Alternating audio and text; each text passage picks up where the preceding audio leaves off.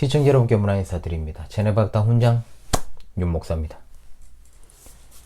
개혁파 신앙 길라잡이 기독론 12번째 시간이 되겠습니다. 제가 지난주부터 그리스도의 속죄사에 관한 제4장의 내용을 공부하고 있지요. 지난 강의 복습을 충실히 하셨습니까? 부분 제가 필요하다고 여겨지는 것들 보충 수업을 2번에서 3번 정도 하고 기독론을 마무리할 것입니다. 기독론이 끝나면 순서상 이제 성령론이 이어집니다. 일단 성령론을 그대로 진행하기로 마음을 제가 먹었습니다. 튤립 따라 걷는 이 길, 칼빈주의 5대 교리 해설은 지금 수요일에 제가 다뤄볼까 지금 고민을 하고 있습니다. 어찌되었든 제가 좀 조율을 하고 있어요. 매일 경건의 시간도 좀 부담이 되어서 제가 성경을 조금 더 심층적으로 다루도록 하고 한 주에 3번 그리고 월수금 이렇게 화목 이런 식으로 이제 패턴을 정해가지고 그렇게 경건의 시간을 올리려고 지금 생각을 하고 있습니다. 어찌되었든 간에 결정이 되면 미리 공지를 드리겠습니다. 일단 기독론에 여러분들이 집중하시고요. 지금까지 강의했던 다른 주제, 서론부터 여러분 다 했습니다. 종말론까지 다 했는데 이제 남은 게 이거 기독론 마무리되면 성령론입니다. 그리고 나중에 에베론도 다룰 것이고 또 직분론은 과거에 다뤘지만 나중에 한번 다시 또 할 생각이 있습니다. 그리고 모든 강의는요 다시 또 제가 보충해서 업그레이드해서 제가 학문의 또 역량을 높여가지고 다시 또 강의를 할 그런 요량이 있습니다. 그렇기 때문에 계속해서 우리의 신앙은 끝이 없다. 우리 주님이 우리를 부르시는 그날까지, 우리 주님 다시 오시는 그날까지 제네바 학당은 계속된다. 그래서 우리 성도들에게 늘 하는 말이 제네바 학당 졸업식은 소천의 그때다. 제가 항상 재림의 때 아니면 소천입니다. 끝까지 공부해야 되는 것이죠. 자, 학문에는 나이 제한이 없습니다. 끝까지 공부해야 됩니다. 자, 일단 기독론에 집중하시라고 말씀드렸습니다. 이 시간도 변함없이 복음 진리의 정수에 대한 강의를 잘 들으시길 바라겠습니다. 오늘은 이제 속죄의 필연성과 속죄의 범위에 대해서 공부를 하도록 하겠습니다. 먼저 속죄의 필연성에 대해서 공부를 하죠. 자, 속죄의 필연성이란 무엇일까요? 하나님의 공의로우심이 인간의 범죄를 절대로 용납할 수 없기 때문에 죄인이 용서받지 아니하면 영원히 멸망을 당할 수밖에 없다라는 사실 때문에 죄인의 죄는 반드시 속함을 받아야 된다라는 것을 의미합니다. 이것은 하나님의 신적 작정에 의한 결과적, 절대적 필연성이라고도 부를 수 있습니다. 인간을 구원하고자 하시는 하나님의 작정은 어디까지나 하나님 자신의 자유로운 결정에 있다라고 보는 것이죠. 잃어버린 인간을 구원하는 일은 전적으로 하나님의 주권입니다. 하나님의 뜻에 따른 결과입니다. 하나님의 주권적인 뜻을 실현하기 위해서는 구원받을 자를 택해서 영생으로 나아가게 하시고 또 하나님은 그 목적을 이루시려고 독생자를 희생제물로 삼을 필연성을 근본으로 하여서 출발하셨다라고 보는 것이 속죄의 필연성입니다. 신론에서 이미 다루었죠. 기억이 나십니까? 하나님의 신적 작정 안에 구원의 작정이 들어있습니다.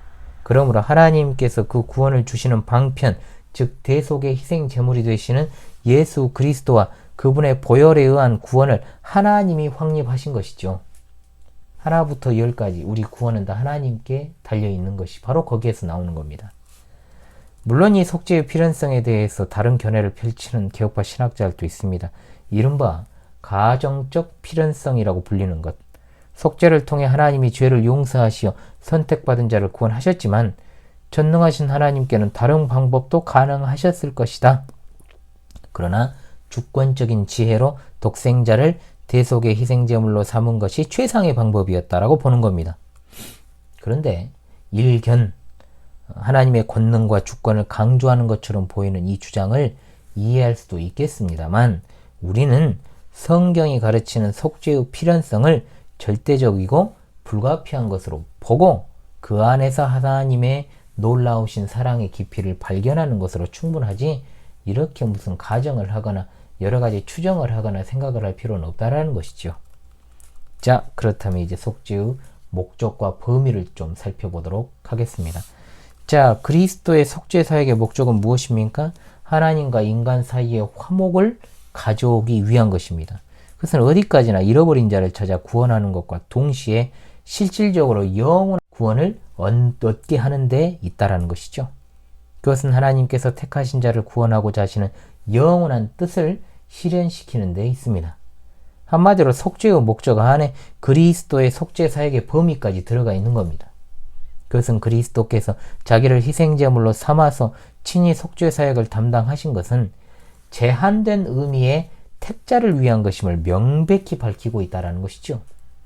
속죄의 범위에 관한 성경적 교훈인 제한적 특수주의, 이렇게도 부를 수 있습니다. 또는 제한적 속죄라고 이 칼빈주의 5대 교리에서는 그렇게 제가 말씀을 드렸고, 또 특별 속죄라고도 부를 수 있다, 특별 구속으로도 부를 수 있다라고 했죠.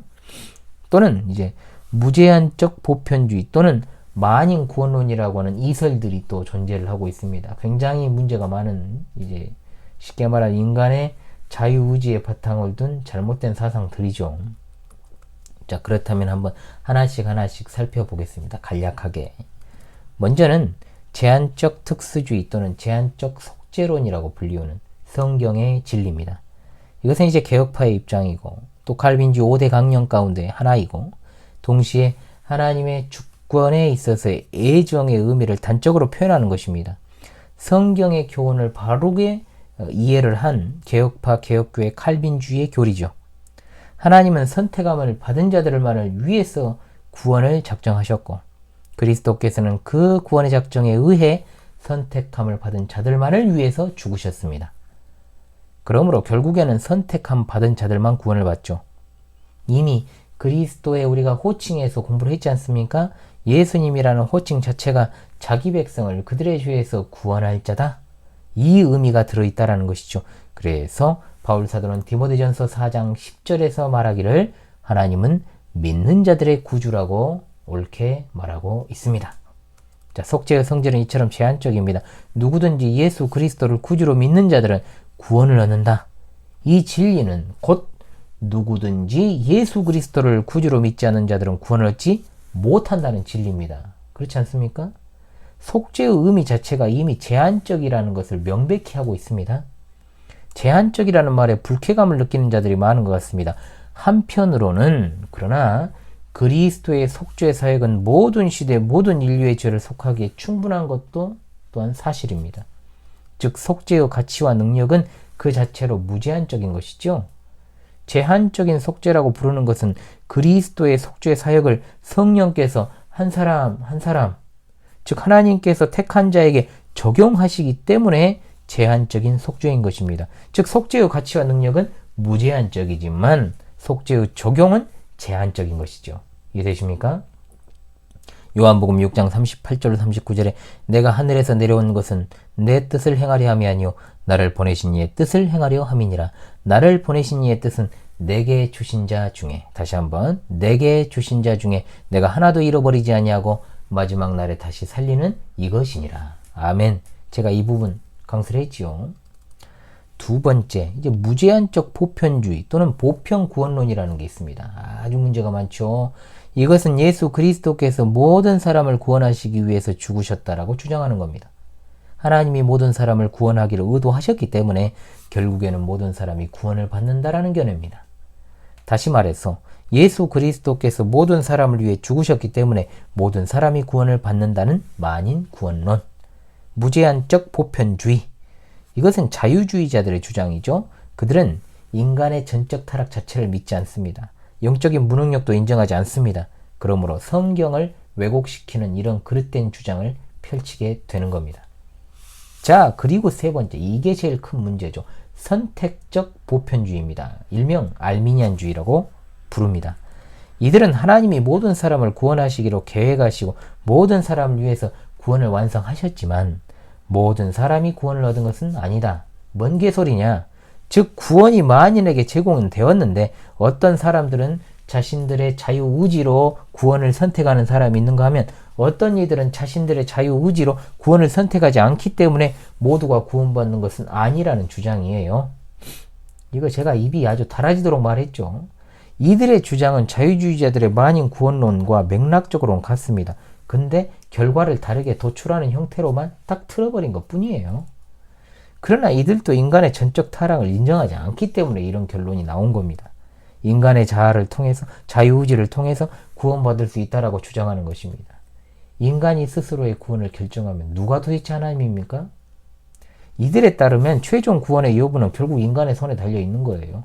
그러니까 하나님은 주권자가 아니고 인간이 주권자가 되는 것이죠. 이것이 바로 인본주의요. 이것이 바로 알미니안주의의 특징이라는 거죠. 속죄의 범위에 관한 교리는 주관적이거나 합리적인 것이 아닙니다.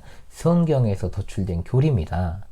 성경에서 속죄의 범위에 관한 교리적 근거를 찾게 되면 선택의 교리, 택자와 불택자의 교리, 목자와 양의 관계, 그리스도와 교회와의 관계, 하나님과 그의 백성과의 관계, 이런 등등의 가르침이 있는 것을 우리가 알게 되는 겁니다. 특히 그리스도께서 성부 하나님께 기도하신 요한복음 17장 9절 말씀, 내가 그들을 위하여 비옵나니 내가 비옵는 것은 세상을 위함이 아니요 내게 주신 자들을 위함이니이다. 아멘. 할 말 있습니까? 여기에 대해서? 이 기도만 보더라도 그리스도의 속죄 사역이 보편적인 구원을 위해서 지불된 희생의 대가가 아니라 그리스도께 위탁된 자들을 위한 중보적 사역을 나타내고 있다는 것을 알게 되는 겁니다. 자, 이 부분은 분명히 제가 튤립 교리에서 더 정확하게 다룰 것이고 이미 칼빈주 5대 교리에서 다루었던 것들입니다. 그래서 과거 영상들을 여러분들이 끊임없이 공부하고 또 계속해서 갈고 닦는 것이 중요한 거예요. 그래도 좀 짧게나마 또 보편 구원론을 지지하는 것처럼 보이는 성경 구절들 몇 가지만 좀 언급을 하겠습니다. 자, 디모데전서 2장 4절에 이런 말씀이 있죠. 하나님은 모든 사람이 구원을 받으며 진리를 아는 데 이르기를 원하시느니라. 자, 마치 하나님이 보편 구원의 의지를 가진 것처럼 보입니다. 그러나 과연 그러합니까? 기본적으로 에스겔 18장 23절의 말씀, 주 여호와의 말씀이니라. 내가 어찌 악인이 죽는 것을 조금인들 기뻐하랴? 그가 돌이켜 그 길에서 떠나 사는 것을 어찌 기뻐하지 아니하겠느냐? 비슷하게 율법에 나타난 하나님의 일반적인 의지가 반영된 말씀이 바로 디모데전서 2장 4절인 겁니다. 하나님의 일반적 의지라고 하는 것은 적극적인 구원 의지와는 다른 겁니다. 또한 모든 사람이라는 말에 주목을 해요. 사람들이 꼭 모든 사람이란 말은 대략적인 의미로 봐야 되는 것이죠. 디모데 전후서에 등장하는 모든이라는 말은 대략적으로 사용된 예가 많습니다. 디모데전서 2장 1절, 4장 15절, 5장 20절, 디모데 후서 1장 15절, 디모데 후서 4장 16절 등입니다. 그리고 모든 사람이라는 말은 함축된 말이 있습니다. 선택된 자들 모두입니다. 제한적 의미를 가질 수가 있다는 것이죠. 요한복음 12장 32절, 내가 땅에서 들리면 모든 사람을 내게로 이끌겠노라. 아멘. 디모데전서 2장 6절, 그가 모든 사람을 위하여 자기를 대속물로 주셨으니 기약이 이르러 주신 증거니라. 자, 다시 말하지만 여기 모든 사람이란 말은 대략적인 의미입니다. 혹은 제한적인 의미를 가지고 있습니다. 그러므로 모든 사람이라는 말은 이방인과 유대인 모두를 가리키거나 각계각층의 사람 모두를 가리키든지 혹은 택함받은 사람 모두를 가리키는 용법으로 쓰인 것이죠.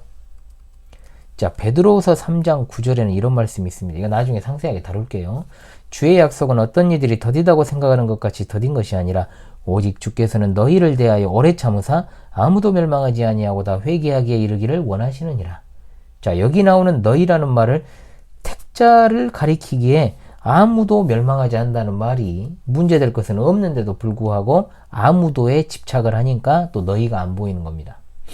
사실 성경에는 보편 구원론을 지지한다 성경 구절이 특히 다음과 같은 단어들에 주목을 하니까 많이 나와요. 많은, 모든 사람, 그리고 세상이라는 단어가 그것입니다. 과연 예수 그리스도께서 이 세상 모든 사람 위해 죽으셨는가? 아니면 이 세상 모든 사람 중에서 택자들만을 위해서 죽으셨는가? 누구를 위해 죽으셨는가는 굉장히 중요한 문제입니다. 성경의 원리에 의해서 구원론적인 입장에서 그것을 다루어야 되고 구원론적 입장에서 많은, 모든 사람, 그리고 세상이라는 단어 자체가 보편적이면서도 대략적이고 제한적인 의미를 지니고 있다는 것도 알아야 됩니다. 따라서 우리는 많은, 모든 사람, 세상 등과 같은 단어를 무분별하게 그냥 무조건적으로 이 세상 모든 사람 전체를 의미하는 것으로 해석할 수 없는 것입니다. 그렇지 않습니까? 이 모든 단어는 구속에 관한 한 하나의 제한적 의미로 사용되었기 때문입니다. 성경 전체의 어떤 해석 원리에 부합하지 않고 각 성경 구절 중에서 또 특정 단어만을 따로 떼어가지고 자신들의 입장을 대변하는 것은 보통 이단들의 특징이에요. 그게. 자, 다르지 않은 행태죠. 보편 구원론은 엄연히 성경 말씀에 위배되는 이단입니다. 이단이라는 것을 기억합시다. 자, 그리고 끝으로 속죄에 대한 이설들 몇 가지를 살피는 것으로 일단 교과서에 나오는 기독론 내용들을 마무리하려고 합니다. 보충 수업 공지를 따로 제가 영상 편지를 통해 하도록 하겠습니다. 자, 그리스도의 속죄에 대한 이설들 몇 가지가 있습니다. 자, 몇 가지가 있는데 초기 기독교 신조가 형성될 당시에 그리스도의 일위이성교리 굉장히 중요하죠. 한 인격 안에 신성과 인성이 공존한다는 거, 니케아 회의 주 325년, 그리고 콘스탄티노플 회의 주 381년, 칼케돈 회의 주 451년에 정립이 되었어요. 그러나 속죄에 대한 공적인 고백은 구체적으로 정립이 안 되니까 굉장히 상이한 학설들이, 이설들이 이제 역사적으로 등장을 했던 것입니다. 그래서 그리스도의 속죄에 대한 이설들은 예수 그리스도의 죽으심을 잘못 해석한 것들입니다. 기본적으로 성경에 나오는 예수 그리스도의 속죄의 교리를 왜곡하고 부인한 결과에서 나온 불신학적 사물이죠. 자, 그래서 속죄에 대한 이설들 세 가지만 고찰을 딱 할 텐데요. 그래서 우리는 다시금 우리가 배웠던 것들에 대해서 예수 그리스도께서 죽으셨다라는 그 참된 성경적 의의를 바르게 인식해야 될 것입니다. 자, 첫 번째, 도덕적 가마설이라는 게 있어요. 이것은 아벨라르드라는 사람이 이제 그 이론을 세운 것입니다. 이들은 예수 그리스도의 죽음이 단지 자기 희생적 사랑과 모범적 죽음이었다라고 생각을 합니다. 그들에 의하면 하나님의 사랑과 자비가 그리스도의 고난과 죽음에서 결정적으로 나타나게 되었고, 그것은 죄인들에게 큰 감동 감화를 줘가지고 죄인들이 회개하고 구원받도록 한다는 것. 그래서 이것을 도덕적 감화설이라고 부릅니다. 자, 도덕적 감화설은 그 당시 그 후 몇 세기 동안은 이제 별로 위력을 발휘하지 못했습니다만 종교개혁 이후에 자유주의자들이 이것으로부터 자신들의 개념을 채용했습니다. 그래서 이제 발전을 하게 된 것이죠. 소시너스는 말합니다. 예수 그리스도의 생애와 죽으심은 우리에게 참된 삶의 길을 보여주신다. 예수 그리스도는 도덕적 교수요 모든 인류의 본이 된다라고 했습니다. 자, 소시너스는 예수 그리스도의 신성을 이제 부인한 이단입니다. 후에 유니테리안 운동의 기초를 세운 자가 바로 소시너스인데요. 자, 이들의 주장은 한마디로 이제 웃기는 짬뽕 같은 소리를 하고 있다라는 것이죠. 슐라엘마허는 속죄를 우리 인간 경험 안에 있는 한 사건으로 봤습니다. 그에 따르면 예수 그리스도의 도덕적 감화가 사람을 변화시켜서 회개에 이르게 한다라고 봤습니다. 그는 예수 그리스도의 죽으심을 객관적 구속 사역의 완성이 아니라 주관적 경험으로 봤다는 것이죠. 이외에 최근까지 도덕적 감화설은 여러 자유주의자들의 주장을 통해서 이어져 오고 있습니다. 그러니까 예수 그리스도의 십자가의 죽으심이 정말로 그분의 극진한 사랑의 어떤 표현인 것은 사실이지만 십자가의 의미가 그저 이 세상에서 사람들한테 도덕적으로 정말 지대한 감화와 감동을 주는 것이 목적이라면 그것은 그 자체로 모순을 내포하게 되는 거죠. 하나님이 독생자를, 자신의 사랑하는 아들을 죽여서 도덕적 감화를 준다? 이미 비도덕이 돼버렸잖아요. 그걸 내포하는 것인데 어떻게 그것이 사람들에게 도덕적 감화를 줍니까? 무엇보다도 이 주장은 그리스도의 죽음과 우리들의 죄가 아무런 관계가 없다는 것이고, 따라서 복음의 핵심을 무너뜨린 이설입니다. 이단 학설이라는 것이죠. 여러분들 꼭 기억합시다. 그리고 두 번째, 사탄 배상설이라는 게 있습니다. 사탄 배상설은 초대교부 오리겐 그리고 이레니우스 여러 이제 교부들이 주장을 했던 것입니다. 이 설은 뭐냐? 사탄이 포로된 죄인들을 감옥에 가두어 장악하고 있기 때문에 그 감옥에서 석방할 수 있는 유일한 길은 사탄에게 배상을 지불하는 것이다. 이렇게 주장을 한 거예요. 따라서 하나님의 아들 예수 그리스도는 자신을 사탄에게 희생의 제물로 지불을 하고 사탄은 배상받은 후에 택한 백성들을 석방했다는 겁니다. 그리고 예수 그리스도는 사탄보다 강하기 때문에 죽은 자 가운데서 부활하셨다. 이 견해는 초대교부들 중 상당수가 주장해서 교부설이라고 불릴 정도의 압도적인 견해였습니다. 그러나 신약 성경에는 예수 그리스도께서 사탄에게 희생제물로 드려졌다는 어떤 암시도 없어요.